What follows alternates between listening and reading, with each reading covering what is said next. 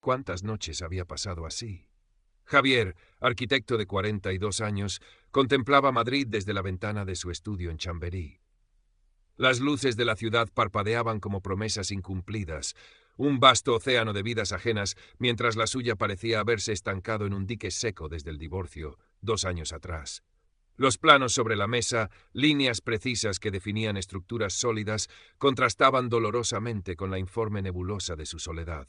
Había volcado su energía en el trabajo, en levantar edificios que desafiaban la gravedad y el tiempo, pero su propia vida interior se sentía frágil, deshabitada. Afuera, una pareja reía bajo la farola, sus siluetas recortadas contra la humedad de la noche. Javier apartó la vista. El eco de esa risa resonaba en el vacío de su apartamento, un espacio elegante pero impersonal que no había logrado sentir como hogar. Su hija, adolescente ya, vivía con su madre. La veía los fines de semana, momentos preciosos pero fugaces que solo subrayaban la ausencia cotidiana. Mañana era la inauguración de la galería de arte de un cliente. Había prometido asistir, más por compromiso profesional que por deseo.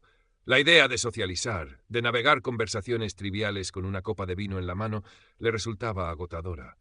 Pero Mateo, su mejor amigo, casi socio, le había insistido. Tienes que salir, Javi. No puedes emparedarte vivo entre planos y recuerdos. Madrid está lleno de oportunidades.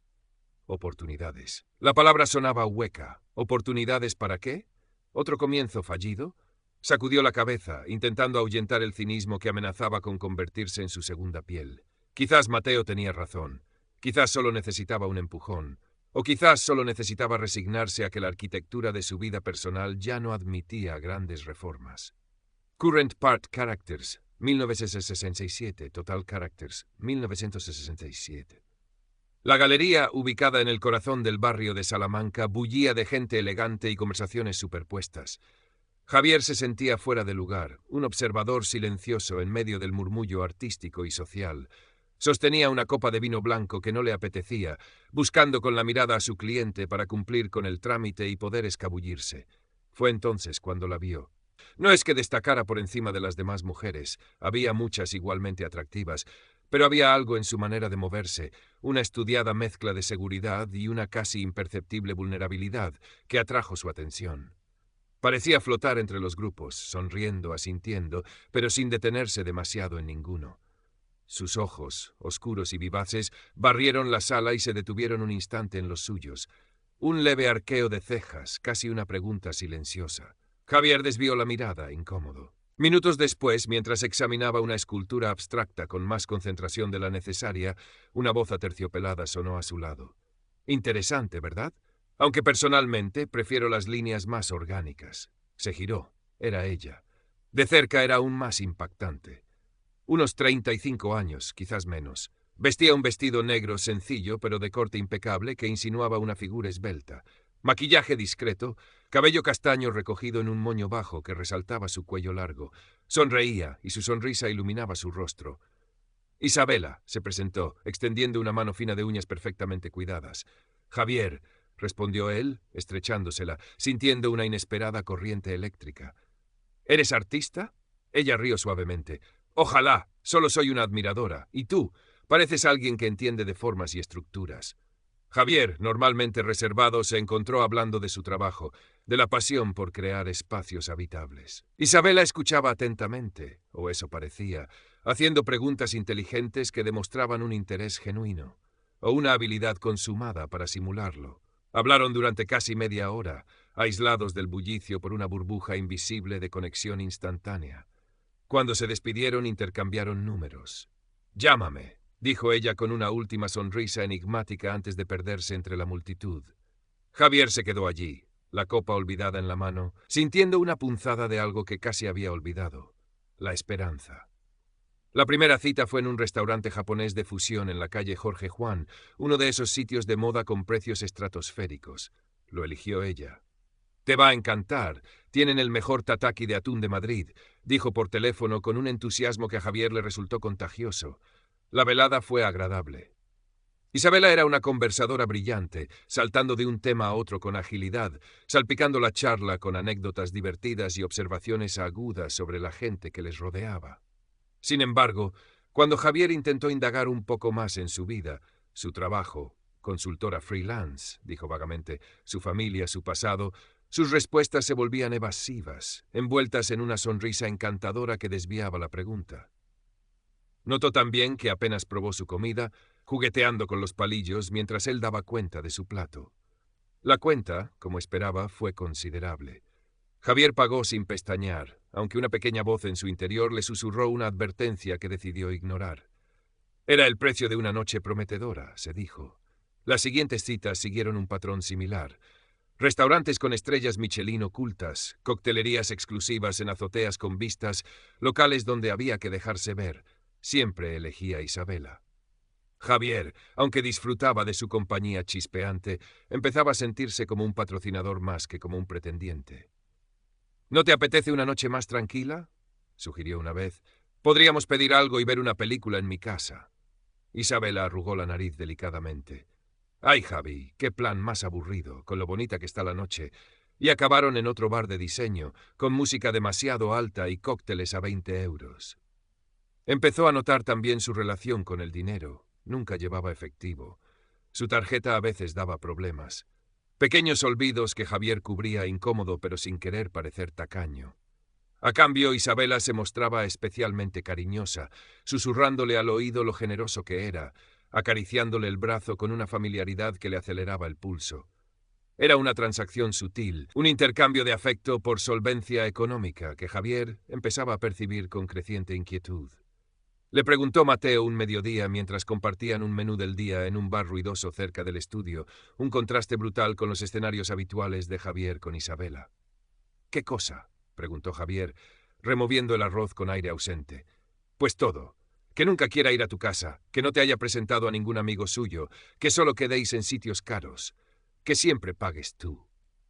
Javier suspiró. No seas cínico, Mateo. Le gusta salir, disfrutar. Y yo puedo permitírmelo. Además, llevamos poco tiempo. Mateo lo miró fijamente por encima de sus gafas. Javi, lleváis casi 3 meses y no sabes prácticamente nada de ella. Solo lo que ella quiere que sepas. ¿No te huele un poco raro? Es reservada, se defendió Javier, aunque sus propias palabras sonaron huecas. Quizás ha sufrido en el pasado. Mateo resopló. O quizás es muy lista. Ten cuidado, amigo, que la soledad no te nuble el juicio. Javier se enfadó. Era fácil para Mateo hablar, con su matrimonio estable y sus fines de semana familiares. Pero la advertencia de su amigo se quedó flotando en el aire, una semilla de duda plantada en terreno fértil. Las dudas se intensificaron con el comportamiento de Isabela respecto a su teléfono, siempre en silencio, boca abajo sobre la mesa. Recibía mensajes constantemente, que leía de reojo con una rapidez sospechosa. A veces se levantaba para contestar una llamada importante, en voz baja, alejándose unos metros. Si Javier preguntaba, la respuesta era siempre vaga. Trabajo, una amiga con problemas. Las cancelaciones de última hora también se volvieron frecuentes. Me ha surgido algo inesperado. No me encuentro muy bien. Justo cuando Javier empezaba a sentirse más seguro, a pensar que quizás estaban construyendo algo, ella se distanciaba, creaba un muro invisible. Y cuando él, frustrado, parecía a punto de tirar la toalla, Isabela reaparecía, encantadora, apasionada, llena de promesas veladas, reavivando la llama justo lo suficiente para mantenerlo enganchado. Era un juego agotador de tira y afloja, una montaña rusa emocional que lo dejaba exhausto y confundido. ¿Era esto el amor moderno? ¿O estaba cayendo en una trampa sofisticada? Una tarde de sábado, paseando por el Retiro, Javier creyó verla a lo lejos, sentada en la terraza del Florida Park con un hombre mayor, de aspecto adinerado. Reían animadamente. Ella le tocaba el brazo con familiaridad. Javier sintió una punzada fría en el estómago. Dudó si acercarse, pero la pareja se levantó y se marchó antes de que pudiera decidirse. Esa noche, cuando llamó a Isabela, ella le dijo que había pasado el día en casa, con una migraña terrible. ¿Seguro que estás bien? Te noto raro, le dijo ella con fingida preocupación. Javier colgó, sintiendo un sabor amargo en la boca. La mentira era tan burda, tan descuidada, que casi resultaba insultante. ¿Le creía tan ingenuo? Empezó a fijarse más, en las pequeñas inconsistencias de sus historias, en la forma en que sus ojos a veces adquirían una dureza calculadora cuando pensaba que él no la miraba, en cómo desviaba cualquier conversación que implicara un compromiso real, un futuro juntos. Vivamos el momento, Javi. era su mantra. No me gustan las etiquetas. Pero sí parecía gustarle la etiqueta del precio en la ropa de marca que a veces lucía, o en los restaurantes a los que insistía en ir. Las peticiones económicas también se volvieron más directas, aunque siempre envueltas en una narrativa de víctima. Una factura médica inesperada de su madre enferma, una madre de la que nunca antes había hablado, un problema con el alquiler de su coqueto apartamento. En Malasaña, un apartamento que Vier nunca había visto. Pequeñas sumas al principio, luego cantidades más importantes. Javier se encontraba atrapado en una dinámica perversa. Cada vez que cedía, recibía una dosis extra de afecto y atención, seguida inevitablemente por un nuevo periodo de distancia o una nueva emergencia. Se sentía como un cajero automático con sentimientos. La calidez inicial que le había cautivado se estaba enfriando, dejando al descubierto un mecanismo calculador. Pero admitirlo, enfrentarse a la posibilidad de haber sido tan ciego era doloroso. Era más fácil seguir pagando, seguir esperando que la Isabela encantadora del principio regresara. El punto de inflexión llegó una lluviosa tarde de martes. Isabela lo llamó, su voz cargada de una angustia que sonaba casi real. «Javi, necesito tu ayuda. Es urgente. Mi madre necesita una operación. No es grave, pero hay que hacerla ya, y la seguridad social tarda mucho». La cifra que mencionó le heló la sangre. Era una cantidad considerable, el equivalente a varios meses de sus propios gastos. «No tengo a nadie más a quien recurrir», sollozó Isabela al otro lado de la línea. «Eres la única persona en quien confío». Javier sintió una mezcla de compasión y una profunda sospecha. Era demasiado conveniente, demasiado melodramático. Le pidió tiempo para pensarlo, para organizar sus finanzas. Isabela insistió, presionando, apelando a sus sentimientos, a su generosidad demostrada. «Lo entenderé si no puedes, por supuesto», dijo finalmente con un tono de mártir que le revolvió el estómago, «pero no sé qué haré». Colgó, dejando a Javier con una sensación de náusea. Esa misma noche, mientras ordenaba papeles en su estudio, buscando extractos bancarios para ver si podía afrontar semejante desembolso, un sobre se deslizó de una carpeta. Era una invitación a un evento al que Isabela había insistido en ir unas semanas antes, una fiesta benéfica de alto standing. Dentro, junto a la invitación, había caído un pequeño papel doblado. Lo desplegó mecánicamente. Era un recibo de tarjeta de crédito, a nombre de Isabela, fechado el día anterior. Detallaba la compra de un bolso de lujo en una boutique de la calle Serrano. El importe era casi obsceno, y curiosamente muy similar a la cantidad que supuestamente necesitaba para la operación urgente de su madre. Javier se quedó mirando el recibo, las piezas del rompecabezas encajando con una claridad brutal y dolorosa. La frialdad selectiva, los lugares caros, la evasividad, las mentiras, las peticiones de dinero. Todo cobraba sentido. No era una mujer con mala suerte o dificultades.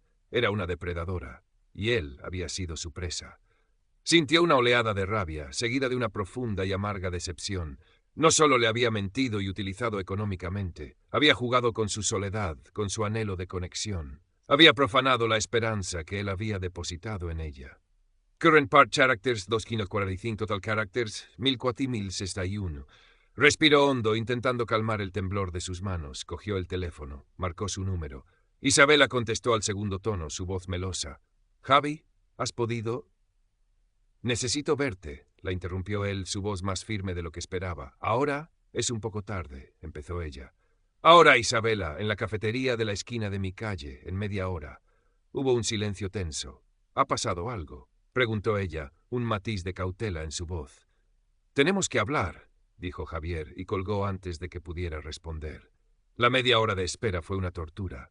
Repasó mentalmente la conversación, las posibles reacciones de ella, sus propias respuestas. Cuando Isabela entró en la cafetería, envuelta en una gabardina elegante, su rostro mostraba una estudiada expresión de preocupación. «¿Qué pasa, Javi? Me has asustado». Se sentó frente a él, dejando su bolso, no el del recibo. «No la congen mes». Javier deslizó el recibo por la superficie de fórmica. Isabela lo miró, primero con extrañeza, luego con una comprensión que endureció sus facciones. «¿Y esto?», preguntó, intentando mantener la compostura. «Lo encontré por casualidad», dijo Javier con calma. «Curioso, casi la misma cantidad que necesitas para la operación de tu madre, y comprado ayer. Debió ser una recuperación milagrosa». Isabela intentó varias tácticas. Primero la negación indignada. ¿Cómo te atreves? Me estás acusando. Luego la lágrima fácil. No entiendes mi situación, lo difícil que es todo para mí. Después el ataque. Eres un desconfiado, un controlador, siempre lo supe. Javier la escuchó en silencio, observando cómo su máscara se resquebrajaba, dejando ver la frialdad calculadora que había intuido bajo la superficie. Ya no sentía rabia, solo una inmensa tristeza y un profundo alivio. Cuando ella agotó su repertorio, él habló, su voz tranquila pero definitiva. Se acabó, Isabela. No sé cuánto de lo que me has contado es verdad, si es que algo lo es, pero ya no me importa. No puedo seguir así. No quiero seguir así. Isabela lo miró fijamente, sus ojos oscuros ahora desprovistos de cualquier calidez. Vio que sus argumentos ya no surtían efecto. Su expresión cambió, adoptando un matiz de desdén. «Como quieras», dijo encogiéndose de hombros con una indiferencia que lo golpeó más que cualquier insulto. «Tú te lo pierdes». Se levantó, recogió su bolso y salió de la cafetería sin mirar atrás, dejando a Javier solo con 2 cafés intactos y el doloroso peso de la verdad.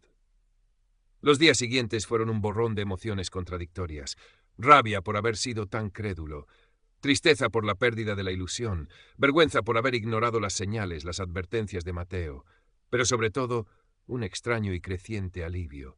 La tensión constante, la duda, la ansiedad por complacerla, todo eso había desaparecido. Era como despertar de una fiebre larga y agotadora. Llamó a Mateo y le contó todo, sin excusas ni atenuantes. Su amigo lo escuchó pacientemente, sin reproches. «Lo siento mucho, Javi», dijo simplemente. «Pero me alegro de que hayas abierto los ojos. Te mereces algo mejor, alguien real». Javier volvió a refugiarse en su trabajo, pero esta vez no era una huida. Era un reencuentro consigo mismo, con su pasión, con la solidez de las estructuras que sí podía controlar. Pasaba más tiempo con su hija, disfrutando de conversaciones triviales, de paseos sin rumbo por Madrid, redescubriendo la simple alegría de una conexión honesta. Una tarde, mientras trabajaba en los bocetos de un nuevo proyecto, un centro comunitario en un barrio humilde, algo con un propósito social, la luz del sol entraba a raudales por la ventana del estudio. Sonó el teléfono. Dudó un instante, un eco fantasma de la ansiedad pasada. Pero respiró hondo y contestó con calma. Era su hija, contándole entusiasmada algo del instituto. Javier sonrió, una sonrisa genuina, tranquila. La arquitectura de su vida personal aún tenía cicatrices, quizás necesitaría refuerzos, pero los cimientos seguían ahí. Y por primera vez en mucho tiempo sintió que tenía la fuerza y la claridad para empezar a reconstruir. Madrid, desde su ventana, ya no parecía un océano de soledad, sino un lienzo de posibilidades esperando ser redibujado. Con más cautela, sí, pero sin cinismo. Con la lección aprendida, el amor más importante, el que nunca debía traicionar, era el amor propio. El proceso de reconstrucción no fue lineal. Hubo días grises, momentos en que la sombra de la desconfianza amenazaba con teñirlo todo. ¿Podría volver a confiar en alguien? ¿Estaba destinado a repetir los mismos errores? Se sorprendía a sí mismo analizando cada gesto, cada palabra de las mujeres con las que interactuaba casualmente, buscando dobles intenciones, señales de alerta. Era agotador. Mateo, con su pragmatismo habitual, le dio un consejo simple. No te conviertas en lo que criticas, Javi. No dejes que una mala experiencia te amargue para siempre. Solo sé más observador. Escucha tu instinto, pero no cierres la puerta. Javier intentó seguirlo. Empezó a dedicar tiempo a aficiones olvidadas. La fotografía, largas caminatas por la casa de campo, visitar exposiciones sin la presión de impresionar a nadie. Se reencontró con viejos amigos, cultivó relaciones que no exigían nada a cambio más que compañía sincera. Descubrió que Madrid ofrecía mucho más que restaurantes caros y bares de moda. Había una vida cultural vibrante, parques llenos de vida, barrios con encanto donde la gente conversaba en las plazas al caer la tarde. Pequeños placeres que había pasado por alto en su búsqueda ansiosa de pareja.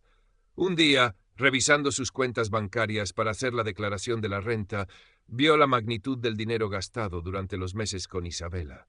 Sintió una punzada de rabia, pero rápidamente la transformó. No era una pérdida, se dijo, era una inversión. Una carísima lección sobre sus propias vulnerabilidades y sobre el valor que debía darse a sí mismo. Decidió canalizar esa energía en algo positivo. Aumentó su colaboración con el proyecto del centro comunitario, ofreciendo horas extra pro bono, implicándose no solo en el diseño, sino también en buscar financiación adicional. Encontrar un propósito más allá de sí mismo le ayudó a sanar. Meses después coincidió con Isabela en la calle. Fue un encuentro fugaz, inesperado. Ella iba del brazo de otro hombre, similar en aspecto y edad a Javier, riendo con la misma estudiada coquetería que él recordaba tan bien. Sus miradas se cruzaron por un instante. En los ojos de ella no hubo reconocimiento, ni vergüenza, ni siquiera incomodidad. Solo una fría indiferencia antes de seguir su camino, absorta en su nueva conquista. Javier sintió una liberación final. Ya no había dolor ni rabia, solo una constatación tranquila. Ella seguía a su patrón, atrapada en su propio ciclo destructivo. Él, en cambio, había roto el suyo. Esa tarde, mientras tomaba un café solo en una terraza de la Latina, observando el ir y venir de la gente, se sintió en paz. La soledad ya no le pesaba como antes. Era una compañera tranquila, un espacio para sí mismo que había aprendido a valorar. No había renunciado al amor, pero ya no lo buscaba con desesperación. Sabía lo que quería. Una relación basada en la honestidad, el respeto mutuo, la reciprocidad. Y sabía, sobre todo, que no necesitaba a nadie para sentirse completo. La solidez que buscaba no estaba en otra persona, sino dentro de sí mismo. Como los edificios que diseñaba, había reforzado su estructura interna, aprendido a identificar las grietas y a repararlas con materiales nobles. Autoestima, autenticidad y la sabiduría que solo dejan las cicatrices bien curadas. El futuro era un plano en blanco, lleno de posibilidades, y esta vez Javier se sentía preparado para dibujarlo con trazos firmes y seguros, sin miedo a los espacios vacíos. La relación con su hija también floreció en ese periodo de calma introspectiva. Sin la distracción constante de la relación con Isabela, Javier se volcó en escucharla de verdad, en entender su mundo adolescente, sus preocupaciones, sus sueños. Compartieron tardes de cine, visitas a museos que a ella le interesaban, conversaciones sobre música que él apenas entendía pero que se esforzaba por apreciar. Descubrió en ella una inteligencia emocional sorprendente, una mezcla de la sensibilidad de su madre y su propia capacidad analítica. Una tarde, mientras paseaban por Madrid-Río, ella le preguntó con una naturalidad desconcertante: «¿Estás más contento ahora, papá?» Javier se detuvo, sorprendido por la pregunta directa. «Sí, cariño, creo que sí», respondió con sinceridad. «Me siento más yo mismo». Su hija sintió como si comprendiera perfectamente. Ese simple intercambio le confirmó que estaba en el camino correcto. La validación más importante no venía de una pareja romántica, sino de las conexiones genuinas y duraderas que ya formaban parte de su vida. Mateo también notó el cambio. «Estás diferente, Javi», le dijo un día en el estudio. «Más tranquilo, como si te hubieras quitado un peso de encima». Javier sonrió. «Supongo que sí. He aprendido a diferenciar entre lo que parece sólido y lo que realmente lo es». Su amigo le dio una palmada en la espalda. «Ya era hora. Bienvenido de vuelta». La amistad, esa estructura de apoyo constante y sin fisuras, había sido fundamental en su proceso. Empezó a aceptar invitaciones sociales de nuevo, pero con una actitud distinta. Ya no iba buscando algo o alguien, sino simplemente a disfrutar del momento, a conectar con la gente de forma relajada. En una cena organizada por unos amigos comunes, conoció a Clara. Era restauradora de arte, una mujer inteligente, con una risa contagiosa y una pasión por su trabajo que rivalizaba con la de Javier por la arquitectura. Hablaron durante horas, de arte, de viajes, de la vida en Madrid. No hubo fuegos artificiales ni conexiones eléctricas instantáneas. Fue una conversación tranquila, interesante, cómoda. Al despedirse, intercambiaron números sin ninguna expectativa concreta. Current Characters 23318, Total Characters 2456. Javier no la llamó inmediatamente. Se dio tiempo, analizó sus propios sentimientos. No sentía la urgencia febril que había experimentado con Isabela. Sentía curiosidad, interés, una atracción serena. Cuando finalmente la llamó para proponerle tomar un café, lo hizo sin la presión de que aquello tuviera que conducir a algo. La cita fue en una pequeña cafetería con encanto cerca del Museo del Prado, un lugar que eligieron entre los dos. Hablaron de sus vidas, de sus trabajos, de sus fracasos y aprendizajes. Clara era directa, honesta, sin pretensiones. Contó abiertamente una relación pasada que no había funcionado, sin victimismo ni reproches. Javier, a su vez, se sintió cómodo para hablar de su divorcio y, de forma más velada, de la experiencia con Isabela, enfocándose en la lección aprendida sobre escucharse a sí mismo. Las siguientes citas siguieron un ritmo natural, sin prisas. Visitaron juntos una exposición de fotografía, pasearon por el jardín botánico, compartieron una paella un domingo en casa de Javier. Él cocinó, ella trajo el vino. Descubrieron afinidades y también diferencias, pero las abordaban con respeto y comunicación abierta.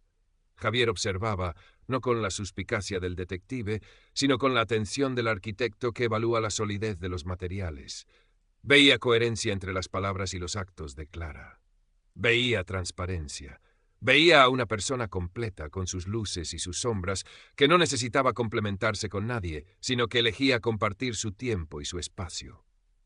No hubo grandes declaraciones ni promesas. Simplemente la relación empezó a construirse, ladrillo a ladrillo, sobre una base de confianza mutua y afinidad real. Javier se dio cuenta de que la verdadera conexión no era un chispazo cegador, sino una luz cálida y constante que se alimentaba día a día con pequeños gestos de cuidado, respeto y sinceridad. Se sentía tranquilo, ilusionado de una forma nueva, madura. La experiencia con Isabela no había sido en vano. Le había enseñado a reconocer el valor de lo auténtico, a desconfiar de las fachadas brillantes pero vacías y a apreciar la belleza de una estructura sólida, honesta, construida con paciencia y buenos cimientos. Una tarde, mientras Javier y Clara paseaban por el templo de Devot al atardecer, contemplando las vistas de la casa de campo y el palacio real teñidos de naranja, ella le tomó la mano. Fue un gesto espontáneo, natural. Javier entrelazó sus dedos con los de ella, sintiendo una calidez que no provenía solo del sol poniente. No era la corriente eléctrica de la novedad o la manipulación, sino la confortable conexión de dos personas que se estaban encontrando en el mismo punto del camino, mirando en la misma dirección. Se sentaron en un banco, en silencio, simplemente disfrutando del momento, de la compañía mutua. Javier pensó en los últimos meses, en el doloroso pero necesario viaje que había emprendido. Había entrado en la relación con Isabela buscando llenar un vacío, y había salido de ella descubriendo que el vacío no existía, que solo necesitaba limpiar el espacio interior para reconocer su propia plenitud. Había aprendido que la vulnerabilidad no era debilidad, sino la puerta a una conexión más profunda, siempre y cuando se eligiera compartirla con la persona adecuada. Clara apoyó la cabeza en su hombro. «Es bonito Madrid a esta hora, ¿verdad?», susurró. Javier asintió, apretando suavemente su mano. «Sí», respondió, «muy bonito». Y por primera vez en mucho tiempo, no solo se refería al paisaje urbano, se refería a la sensación de estar exactamente donde debía estar, con la persona adecuada, habiendo encontrado por fin la armonía entre la arquitectura exterior de la ciudad que amaba y la arquitectura interior de su propia vida reconstruida. El futuro seguía siendo un plano por dibujar, pero ahora sabía que tenía las herramientas, la experiencia y, sobre todo, la autoestima necesaria para diseñarlo con solidez y belleza, sin miedo a las tormentas. La lección estaba aprendida, integrada. El amor propio era el cimiento maestro sobre el que se podía construir cualquier relación sana y duradera. El camino junto a Clara no estuvo exento de pequeños ajustes, de conversaciones necesarias para alinear expectativas o resolver malentendidos inevitables cuando dos mundos individuales empiezan a converger.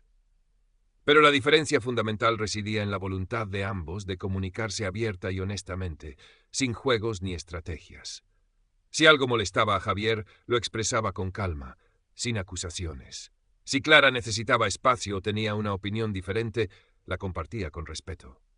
Aprendieron a navegar sus diferencias no como obstáculos, sino como oportunidades para conocerse mejor y fortalecer el vínculo. Javier presentó a Clara, a su hija y a Mateo. Las presentaciones fueron fluidas, naturales. Su hija conectó con la pasión de Clara por el arte, y Mateo aprobó con un discreto asentimiento y una mirada cómplice hacia Javier que decía, «Esta vez sí». Ver a Clara integrarse con naturalidad en su círculo íntimo reforzó la sensación de Javier de estar construyendo algo auténtico y sostenible. Ya no buscaba la validación externa. La tranquilidad que sentía no dependía de si Clara lo llamaba o de si tenían planes para el fin de semana. Emanaba de su interior, de saberse completo por sí mismo, y de elegir compartir esa plenitud con alguien que vibraba en una sintonía similar de respeto, independencia y afecto genuino.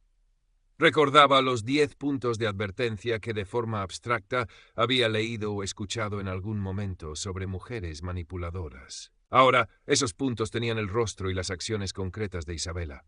La frialdad selectiva, punto 1. La negación de la relación, punto 2. La preferencia por lugares caros, punto 3. El dividir afectos, punto 4. 10. El uso de su atractivo, punto 5. La independencia fingida, punto 6. Los juegos psicológicos, punto 7. La falta de inversión emocional real, punto 8. El ver el amor como transacción, punto 9. Los había vivido todos. Y la lección más importante no era solo reconocerlos en otros, sino entender por qué él había sido susceptible a ellos. La soledad, la prisa por llenar un vacío, la tendencia a proyectar sus deseos en lugar de observar la realidad.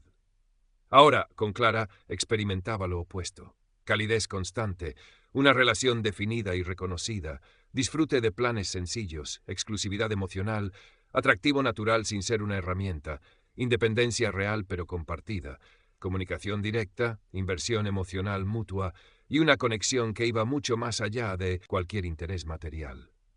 Calidez constante, una relación definida y reconocida, disfrute de planes sencillos, exclusividad emocional, atractivo natural sin ser una herramienta, independencia real pero compartida, comunicación directa, inversión emocional mutua y una conexión que iba mucho más allá de Dead. Era la diferencia entre una fachada bien construida pero hueca y un edificio con cimientos sólidos y una estructura honesta. Javier, el arquitecto, finalmente había aprendido a aplicar los principios de su profesión a su propia vida. Observar la estructura real, más allá de los adornos superficiales, valorar la solidez de los cimientos sobre la brillantez de la fachada y construir con paciencia y materiales nobles algo destinado a perdurar. Miró a Clara, que le sonreía bajo la luz dorada del atardecer madrileño, y supo que, aunque ninguna estructura es indestructible, esta vez estaba construyendo sobre roca firme.